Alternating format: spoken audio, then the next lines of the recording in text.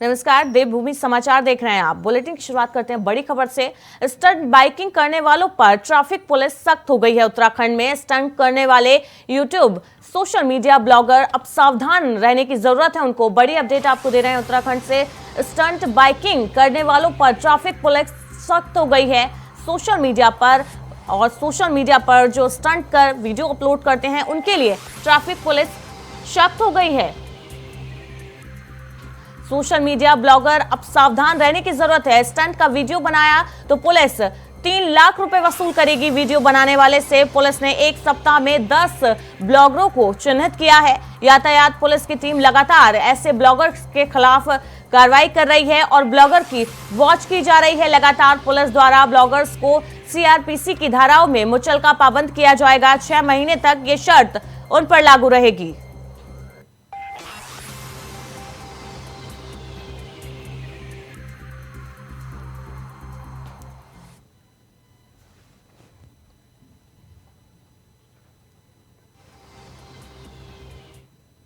एक और बड़ी अपडेट आपको दे रहे हैं। दिल्ली एनसीआर में अभी भूकंप के झटके महसूस किए गए हैं। बड़ी अपडेट आपको दे रहे हैं।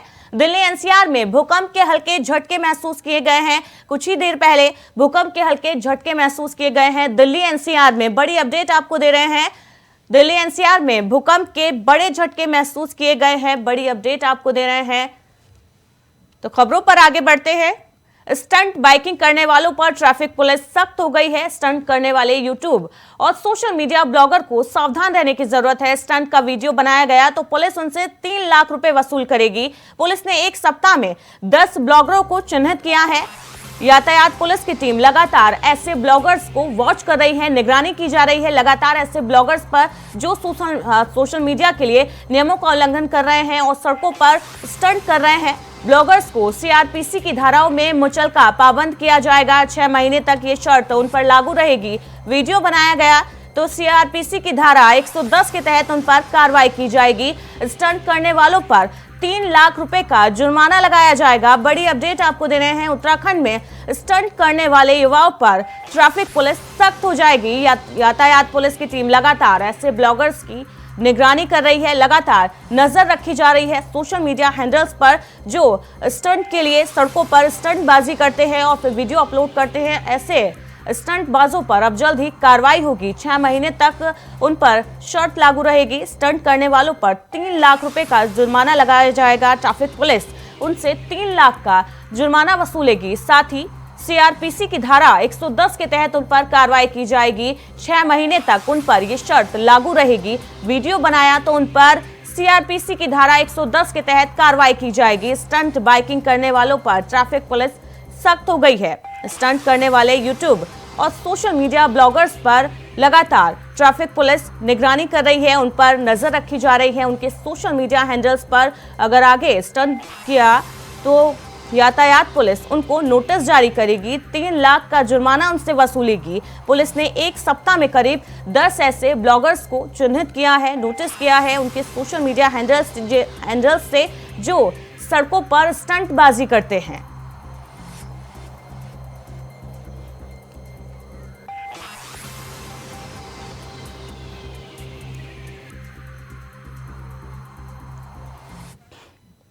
तो दिल्ली एनसीआर में एक और बड़ी अपडेट आपको दे रहे हैं। अभी भूकंप के झटके महसूस किए गए हैं। दिल्ली एनसीआर में हल्के भूकंप के झटके महसूस किए गए हैं। बड़ी अपडेट आपको दे रहे हैं। दिल्ली एनसीआर में हाल ही में भूकंप के झटके महसूस किए गए हैं। अभी बड़ी अपडेट आपको दे रहे हैं इस वक्त की। दिल्ली एनसीआर में भूकंप के हल्के झटके महसूस किए गए हैं।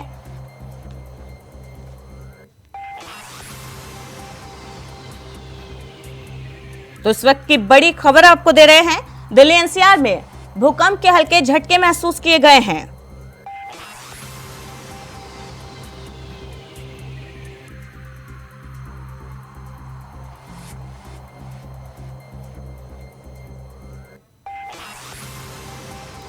इसी खबर पर ज्यादा अपडेट के लिए न्यूज रूम से हमारे संवाददाता राहुल शर्मा लाइव जुड़ गए हैं। राहुल, अभी भूकंप के हल्के झटके महसूस किए गए हैं, क्या कुछ जानकारी है?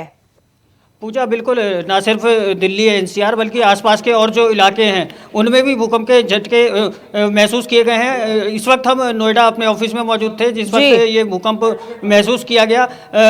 ऑफिस में बैठे बैठे ही अचानक ना सिर्फ कंप्यूटर सिस्टम कांपने लगे, कीबोर्ड हिलना शुरू हो गए, बल्कि तमाम जितना भी हमारे स्टाफ था सभी ने ये झटके महसूस किए। मैं अपने कुछ साथियों से भी अनुभव को साझा कराने की कोशिश करता हूं कि जिस वक्त ये भूकंप आया उस वक्त किस तरह के हालात थे। अभिषेक, अभी से कुछ पल पहले हमें लगा था कि जैसे धरती हिल रही है, क्या महसूस किया आपने? जी, चाय पीते के साथ साथ सिस्टम भी हिलने लगा, मेरा एकदम से हाथ कांपा।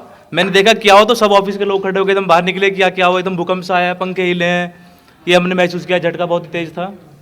तो पूजा, हर किसी को एकदम अचानक ऐसी स्थिति फेस करनी पड़ी कि जिसे शायद पहले महसूस नहीं किया। हालांकि अभी भूकंप की जो क्षमता थी वो कितनी थी ये अभी साफ नहीं हुआ है, लेकिन निश्चित तौर पर काफ़ी तेज झटके महसूस हुए। कुछ और लोग भी हमारे ऑफिस में इस वक्त मौजूद हैं। धीर, आपने कैसा महसूस किया, क्या लगा उस वक्त? जी बिल्कुल, देखिए हम लोग यहाँ अपने जिस तरीके से काम करते हैं डेली, उस तरीके से हम लोग काम कर रहे थे, अपने सिस्टम पर बैठे हुए थे। लेकिन तभी हमने देखा कि अचानक से हमारा जो सिस्टम है, जो हम जहाँ पर बैठे हुए हैं वहाँ पर कुछ कंपन सा महसूस हुआ, हल्का सा महसूस हुआ कि कुछ हिला। लेकिन वो क्यों हिला, कैसे हिला, उसको जब ध्यान दिया तो पता चला कि कोई भूकंप के कुछ झटके हमको महसूस हुए हैं। और उसके बाद जो है हम लोगों ने अचानक से ये देखा कि कहीं भूकंप तो नहीं है, और अभी पता चला कि भूकंप के झटके थे वो। जी पूजा, ना सिर्फ दिल्ली, नोएडा, ग्रेटर नोएडा, बल्कि यहाँ से सटे गाज़ियाबाद में, इसके अलावा दिल्ली के, हरियाणा के फरीदाबाद और गुरुग्राम में भी सूचना मिली है कि वहाँ भी भूकंप के झटके महसूस हुए हैं। अभी रिएक्टर स्केल पर इसकी क्षमता कितनी थी ये अभी साफ नहीं हुआ है, लेकिन किस तरह की स्थिति थी, किस तरह के हालात थे? दिनकर, आप बताएं जरा, कैसा महसूस किया उस वक्त? मैं डेली की तरह आज भी अपने ऑफिस पे काम कर रहा था और अचानक से जब मैं काम कर रहा था तो मेरा हेडफोन जो कि हिलने लगा अचानक से। हमने अपने बगल में सहयोगी से बात की, उनसे भी पूछा तो लगता है जैसे भूकंप है। अभी भूकंप की तीव्रता नहीं पता चली है किसी भी मीडिया रिपोर्ट्स में या कहीं पे। और एक चीज़ और कि पिछले काफ़ी समय से ये भूकंप लगातार आ रहे हैं। पिछले कुछ दिनों पहले भी आए थे, एक भूकंप कुछ दिनों पहले उत्तराखंड में आया, जोशीमठ में अभी काम चल रहा है, उन सब चीज़ों को की वजह से भी हो सकता है। दूसरी चीज़ ये कि इसका केंद्र कहाँ है राहुल, अब तक ये पता नहीं चल पाया कि भूकंप का जो अहम केंद्र है वो अभी कहाँ है। तो अभी इस पे जितनी भी एजेंसियां हैं, जितने भी ये लोग हैं, वो लोग सब अभी देख रहे हैं। निश्चित तौर पर पूजा, भूवैज्ञानिकों ने निश्चित तौर पर अभी पड़ताल की होगी और कुछ देर में ये सारी तस्वीर साफ हो जाएगी कि आखिर इसका केंद्र बिंदु भूकंप का कहाँ था। लेकिन इसमें कोई दो राय नहीं कि अगर पिछले कुछ साल की बात करें तो उसके अपेक्षा आने वाले भूकंपों की तीव्रता को अगर मापा जाए तो निश्चित तौर पर आज के जो भूकंप के झटके दिल्ली एनसीआर में महसूस किए गए हैं उनकी तीव्रता काफ़ी ज़्यादा थी। हालांकि वैज्ञानिक कुछ देर में 30 सेकंड तक भूकंप के ये झटके महसूस किए गए हैं। ऑफिस के बाहर की अगर हम बात करें, वहां पर माहौल कैसा है? लोग डर और सहम गए होंगे। हमने भी यहाँ पर भूकंप के झटके महसूस किए गए हैं, कैसा माहौल है? पूजा, मैं आपको बता दूं, अपडेट आ गया है। भूकंप के झटकों की जो तीव्रता है वो रिएक्टर स्केल पर 5.4 चिन्हित हुई है, पता चली है। तो निश्चित तौर पर 5.4 तीव्रता का झटका, ये जैसा मैंने अभी कुछ देर पहले कहा था कि पिछले कई सालों में जो भूकंप दिल्ली एनसीआर में आए हैं उनके अपेक्षा ये भूकंप काफ़ी तीव्र था। आप इसकी तीव्रता का अंदाजा इसी बात से लगा सकते हैं कि रिएक्टर स्केल पर इसकी तीव्रता 5.4 मापी गई है। पूजा जी, क्या किसी जान माल के नुकसान की भी खबर है इस झटकों से? पूजा, अभी तक इस तरह की कोई सूचना नहीं आई है, लेकिन लगातार अपडेट मिल रहे हैं लगातार। जैसा मैंने अभी बताया कि 5.4 रिएक्टर स्केल पर इसकी तीव्रता मापी गई है। दिनकर, पिछले कई सालों के भूकंप की अगर बात की जाए तो 5.4 रिएक्टर स्केल पर तीव्रता आई है, क्या कहेंगे? राहुल, सबसे पहले बताऊं कि जो भूकंप आई ये लगभग 30 सेकंड से 45 सेकंड के बीच में रही और इसका केंद्र बिंदु अफगानिस्तान बताया जा रहा है। अफगानिस्तान का हिंदू कुश इलाका है जहां इसका केंद्र बिंदु बताया जा रहा है। वहीं ये भूकंप उत्तराखंड में भी आई है। उत्तराखंड, पिथौरागढ़, अल्मोड़ा में भी भूकंप के तेज झटके महसूस किए गए हैं। एक तरफ, दूसरी तरफ हम देख रहे हैं कि जोशीमठ में भू धसाव का काम चल रहा है, बिल्डिंगों को ध्वस्त किया जा रहा है, और दूसरी तरफ ये भूकंप। तो कई सवाल पैदा अपने आप में हो रहे हैं कि क्या भूवैज्ञानिकों को देखना चाहिए कि हम लोग पहाड़ के साथ जो खिलवाड़ कर रहे हैं, इसके बाद कई सवाल और खड़े होंगे कि आखिर एक के बाद एक लगातार इतने तेज भूकंप क्यों आ रहे हैं। राहुल, 2 दिन तो पहले उत्तराखंड के पिथौरागढ़ से भी भूकंप के झटके महसूस किए गए थे, और अभी देर रात इंडोनेशिया में भी भूकंप के झटके महसूस किए गए थे, और अब दिल्ली एनसीआर में अफगानिस्तान इसका केंद्र बताया जा रहा है। क्या कुछ कारण हो सकता है इन झटकों का, जो एक के बाद एक इस तरीके के भूकंप के झटके महसूस किए जा रहे हैं? पूजा, भूविज्ञानियों के जो अध्ययन हुए हैं अब तक, अगर उनके आधार पर अगर कहा जाए तो निश्चित तौर पर प्रकृति के साथ जिस तरह की छेड़छाड़ हो रही है, चाहे वो मैदानी इलाके हों चाहे पहाड़ी इलाके हों, उनमें जिस तरह की छेड़छाड़ प्रकृति के साथ हम लोग कर रहे हैं, ये निश्चित तौर पर उसी का नतीजा है। अभी जोशीमठ उदाहरण हमारे सामने है। उत्तर प्रदेश के कई जिले ऐसे हैं जहाँ पर मकानों में दरारें आ रही हैं। निश्चित तौर पर ये सारे संकेत आने वाले भविष्य के खतरे के संकेत हैं। हमें सजग होने की जरूरत है। पूजा, बिल्कुल, प्रकृति से छेड़छाड़ का शायद ये नतीजा है, और हमें आगे सजग रहने की जरूरत है। बहुत बहुत शुक्रिया इस अपडेट के लिए आपका। खबरों में आगे बढ़ते हैं। उत्तरकाशी से एक बड़ी अपडेट आपको दे रहे हैं। यहाँ पर दलित युवक की जो पिटाई की गई थी, उस मामले ने तूल पकड़ लिया है। मंदिर में प्रवेश करने पर दलित युवक की पिटाई की गई थी।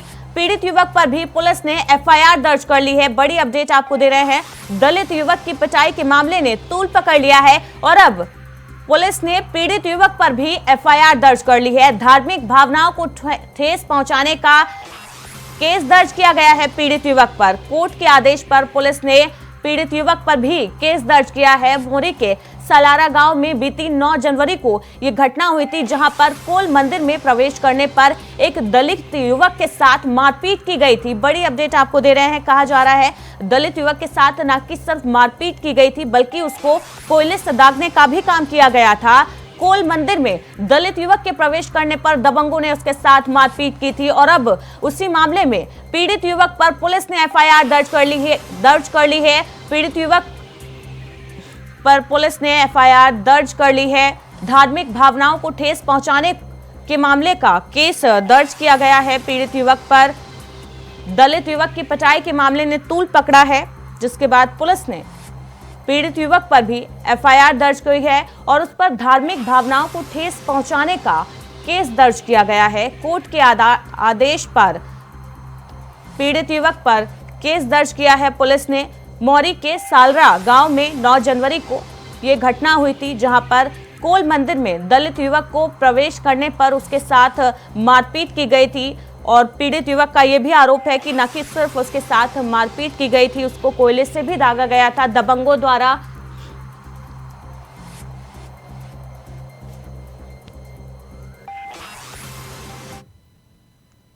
फिलहाल एक छोटे से ब्रेक के लिए रुक रहे हैं। ब्रेक के बाद आपका स्वागत है। पहाड़ के 11 जनपदों को पूर्ण जैविक जिला बनाया जाएगा। सीएम धामी ने कहा है जैविक उत्पादों को बढ़ावा दिए जाने का काम किया जा रहा है राज्य सरकार द्वारा। अभी राज्य के 34% भाग में ही जैविक कृषि यानी कि जैविक खेती की जा रही है किसानों द्वारा।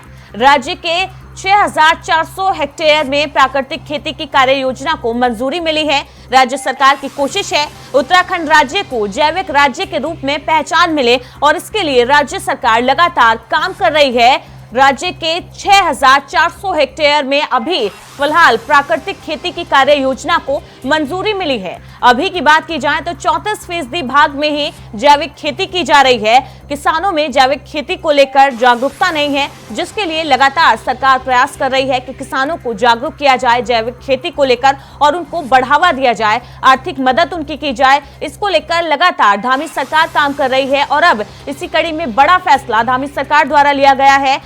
उत्तराखंड के 11 जिलों को पूर्ण जैविक जिला बनाया जाएगा। सीएम धामी का कहना है जैविक उत्पाद को बढ़ावा देने के लिए ये काम किया जा रहा है। अभी राज्य के 34% भाग में ही किसानों द्वारा जैविक खेती की जा रही है। किसानों में जागरूकता की कमी है, जिसके चलते उन्हें लगातार जागरूक करने का काम किया जा रहा है। राज्य के 6400 हेक्टेयर में प्राकृतिक खेती की कार्य योजना को मंजूरी मिली है। राज्य सरकार की कोशिश है उत्तराखंड राज्य को जैविक राज्य के रूप में पहचान मिले, जिसके लिए लगातार प्रयास किए जा रहे हैं। निवेशकों से बात की जा रही है और जो भी नई तकनीक है उन पर काम किया जा रहा है कि कृषि के क्षेत्र में जो भी नई तकनीक है उन पर लगातार काम किया जा रहा है। किसानों को लगातार जागरूक करने का काम राज्य सरकार द्वारा किया जा रहा है ताकि जैविक खेती को बढ़ावा दिया जा सके। और उत्तराखंड राज्य की कोशिश है धामी सरकार की कि उत्तराखंड राज्य को जैविक राज्य के रूप में एक विशेष पहचान मिले। राज्य के 6,400 हेक्टेयर में प्राकृतिक खेती की कार्य योजना को मंजूरी मिल गई है। इसी खबर पर ज्यादा अपडेट के लिए हमारे साथ हमारे संवाददाता अभय कैंतुरा जुड़ गए हैं। अभय, उत्तराखंड के 11 जिले पूर्ण जैविक खेती के लिए सरकार ने कार्य योजना को मंजूरी मिली है, क्या कुछ अपडेट है? बिल्कुल, उत्तराखंड में जैविक कृषि को बढ़ावा देने के लिए सरकार भी अपने कार्य योजना बनाने की तैयारी यहाँ पर कर चुकी है। खुद मुख्यमंत्री पुष्कर सिंह धामी ने ये ऐलान किया है कि उत्तराखंड के 11 जनपदों को जो पूर्ण रूप से होंगे उनको अब जैविक कृषि के लिए वहां पर प्रोत्साहित किया जाएगा। जो वहां पर किसान हैं, जो वहां पर अन्य लोग हैं, उनको जैविक कृषि के लिए जो भी आवश्यकता होगी उस कृषि विभाग के माध्यम से उनको उपलब्ध कराने का काम यहाँ पर किया जाएगा। क्योंकि पूरे देश और दुनिया में इस समय समझा जा सकता है कि जैविक कृषि को लेकर जो बढ़ावा मिल रहा है उस बढ़ावे में सभी लोग जैविक कृषि की ओर आने की तैयारी यहाँ पर कर रहे थे। ऐसे में उत्तराखंड राज्य जहाँ पर प्राकृतिक जो संसाधन है पहले से ही प्रचुर मात्रा में है, तो उन सब चीजों को देखते हुए सरकार का बड़ा निर्णय है। राज्य के 13 जनपदों में से 11 जनपदों को पूर्ण रूप से ये कह सकते हैं कि जैविक कृषि के लिए यहाँ पर प्रेरित करने का काम किया जाएगा।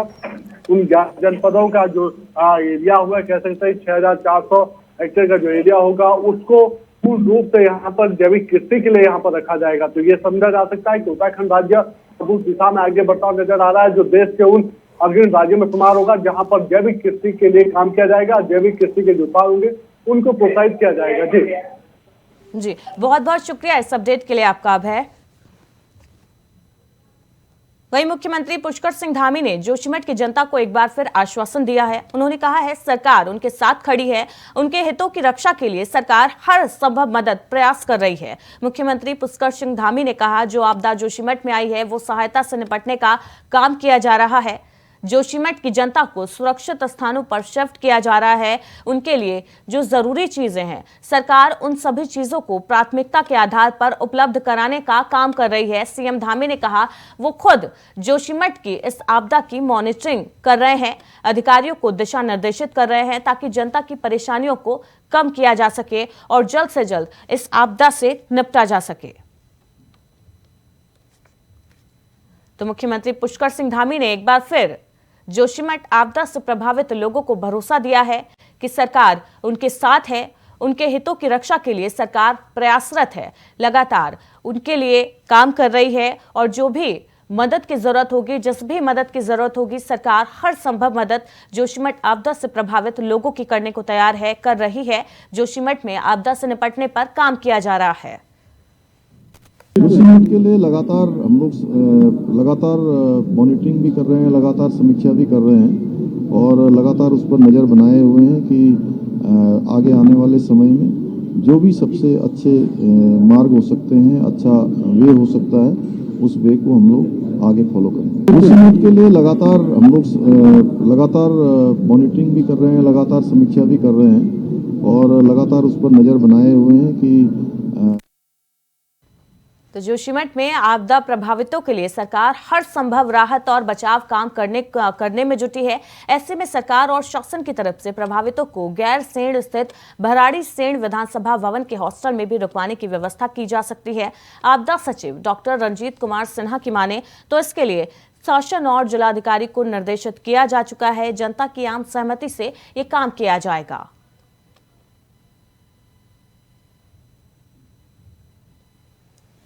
विमर्श हुआ कि अगर आवश्यकता पड़ी तो हमारा भराड़ी शहर में जो हमारा हॉस्टल है और जो वहाँ पर ठहरने की व्यवस्था है उसमें भी प्रभावितों को रखा जा सकता है। तो जिलाधिकारी को माननीय मुख्यमंत्री जी की ओर से और माननीय पर्यटन मंत्री जी की ओर से निर्देश दिए गए हैं कि लोगों से विमर्श करिए, वार्ता करिए, अगर सहमति बनती है तो वहाँ पर भी रखे जाने पर विचार किया जा सकता है। विचार विमर्श हुआ। जोशीमठ प्रभावितों के लिए प्रशासन लगातार चिंतित है और अब कहा जा रहा है जोशीमठ से जो आपदा से जो प्रभावित हुए हैं लोग, उन्हें विधानसभा भवन के हॉस्टल में रुकवाने की सुविधा की जा सकती है। शासन और डीएम को निर्देश दिए जा चुके हैं। लगातार सरकार राहत और बचाव काम करने में जुटी है। आपदा से जो प्रभावित लोग हैं उनका विस्थापन किया गया है, उनको अस्थायी तौर पर अभी राहत दी जा रही है।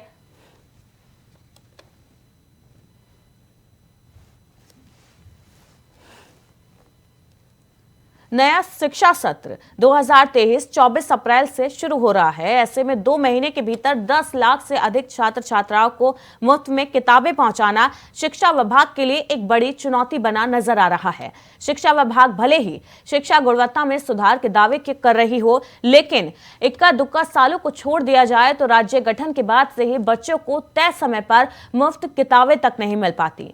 नया शिक्षा सत्र शुरू होने से बहुत कम समय अब बचा हुआ है। इसके बावजूद अधिकारी इस मामले में हीला हवाली करते नजर आ रहे हैं। शिक्षा विभाग की ओर से किताबों के लिए टेंडर की प्रक्रिया शुरू की गई है। तो 2023 का नया शिक्षा सत्र 24 अप्रैल से शुरू होने जा रहा है और ऐसे में छात्रों को किताबें पहुंचाना, मुफ्त किताबें पहुंचाना शिक्षा विभाग के लिए बड़ी चुनौती बना नजर आ रहा है। 2 महीने में 10 लाख किताबों को छात्रों तक पहुंचाना है। शिक्षा विभाग ने इसके लिए टेंडर प्रक्रिया भी शुरू कर दी है, लेकिन एक बड़ी चुनौती है, राज्य के 10 लाख छात्रों को मुफ्त किताबें पहुंचाना है, जो शिक्षा विभाग के लिए एक बड़ी चुनौती बनी नजर आ रहा है।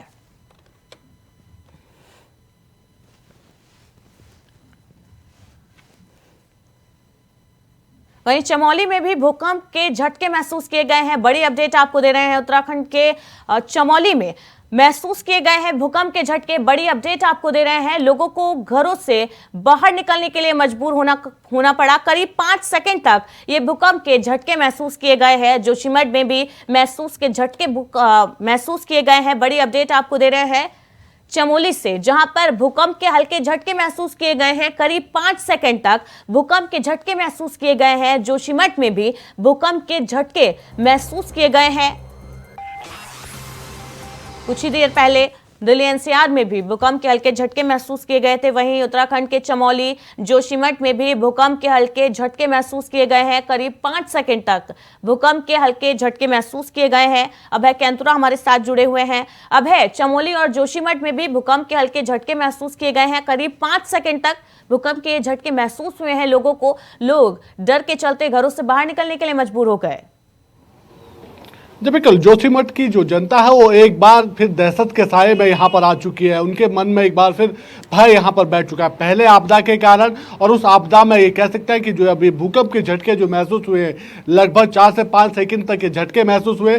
उसके बाद जो जनता का जो डर था वो यहाँ पर दिखने लगा। लोग अपने घरों से यानी अपने शिविरों से बाहर आकर मेन सड़कों पर आगे जमा होने लगे और तो एक बार फिर यहाँ पर प्रार्थना दौर चलने लगा कि भगवान ऐसी आपदा में इस तरह के यहाँ पर खतरे दोबारा ना दें, ऐसे झटके, भूकंप के झटके यहाँ पर ना दें जिससे उनकी परेशानियां और बढ़ती हुई नजर आए।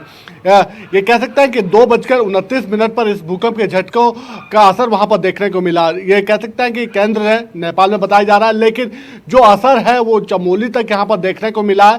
यहाँ पर भी ये कह सकते हैं कि भूकंप की जो तीव्रता है वो भले ही कम रही हो, लेकिन जो झटके महसूस हुए 4 से 5 सेकंड तक के झटके महसूस हुए हैं। प्रशासन अलर्ट मोड पर है और जो जान माल के नुकसान का जो आंकलन है उसको करने का काम यहाँ पर किया जा रहा है कि कहीं पर कोई नुकसान तो नहीं हुआ। फिलहाल अभी तक कोई ऐसी सूचना तो है। देखिए, इतना जरूर कहा जा सकता है कि जोशीमठ की जनता के मन में एक बार जो भय है वो यहाँ पर व्याप्त हो चुका है और उन्हें फिर से आपदा से लोग प्रभावित हैं, उनको वैसे ही डर बना हुआ है। ऐसे में भूकंप के झटके महसूस किए गए हैं। 5 सेकंड तक के झटके महसूस हुए हैं। झटकों की तीव्रता क्या रही, इसके बारे में कुछ जानकारी मिली है? ये बताया जा रहा है कि लगभग 2 से 3 रिक्टर स्केल की तीव्रता से ज़्यादा के भूकंप के झटके यहाँ पर महसूस हुए हैं। अभी तक एक्चुअल जो स्थिति है वो यहाँ पर स्पष्ट नहीं हो पाई है, लेकिन इतना जरूर कहा जा सकता है कि जिस प्रकार से 4 से 5 सेकंड तक धरती डोलने के महसूस यहाँ पर किया गया, लोग यहाँ पर अपने घरों से बाहर निकल आए थे, तो ऐसे में समझा जा सकता है कि जो उनका भय था और भय यहाँ पर बढ़ने का काम यहाँ पर हुआ है। और प्रशासन सभी लोगों को आश्वस्त कर रहा है कि अभी कोई किसी तरह के कोई नुकसान की सूचना यहाँ पर नहीं मिली है। लोगों को डरने की जरूरत नहीं है, सरकार उनके साथ खड़ी है। और जिस प्रकार से पूर्व में भी आशंका व्यक्त यहाँ पर की गई थी कि जो जोशीमठ का जो क्षेत्र है या चमोली जनपद जो क्षेत्र आता है ये भूकंप से सेंसिटिव जोन में यहाँ पर आता है, इस तरह के झटके पूर्व में भी यहाँ पर देखने को मिले थे। लेकिन ये कह सकते हैं कि पूर्व की जो घटनाएं थी वो अलग थी। बिल्कुल, अब इस समय कह सकते हैं कि घटनाओं से जोशीमठ के लोग पहले ही डरे हुए हैं। ऐसे में अचानक ये भूकंप के झटकों का आना लोगों को और डरा रहा है। बहुत बहुत शुक्रिया इस अपडेट के लिए आपका। तो दिल्ली एनसीआर के बाद अब उत्तराखंड के राज्यों में भी भूकंप के झटके महसूस किए गए हैं। राहुल शर्मा हमारे साथ जुड़े हुए हैं। राहुल, दिल्ली एनसीआर के बाद उत्तराखंड के चमोली और जोशीमठ में भी भूकंप के झटके महसूस किए गए हैं। जोशीमठ में पहले ही लोग आपदा से डरे हुए हैं, ऐसे में भूकंप के झटके उनको और डरा रहा है। बिल्कुल पूजा, मैदानी इलाकों से लेकर पहाड़ी क्षेत्रों तक भूकंप के झटके महसूस हुए हैं। इसकी तीव्रता 5.1 रिक्टर स्केल पर मापी गई है और नेपाल में इसका केंद्र जमीन से 10 किलोमीटर नीचे पता चला है। तो निश्चित तौर पर कहा जा सकता है कि मैदान से पहाड़ों तक भूकंप से न सिर्फ धरती हिली है बल्कि लोगों में दहशत है। जोशीमठ की स्थिति पहले से ही जगजाहिर है। वहाँ किस तरह के हालात हैं, कभी बारिश कभी बर्फबारी की वजह से लगातार मकानों में पड़ी दरारें और बढ़ती जा रही हैं। उनका वो अलग खौफ लोगों में है। सरकार के जो लोगों को विस्थापित कराने की जो कार्य है और जो वहाँ क्षतिग्रस्त मकान है उनके ध्वस्तीकरण का काम है वो बारिश की वजह से पहले से ही रुका हुआ है। इसके अलावा पूजा उत्तरांचल के कई इलाकों में पहले से ही येलो अलर्ट मौसम विभाग ने घोषित कर रखा है। आज भारी बारिश की संभावना भी मौसम विभाग की तरफ से जताई गई है।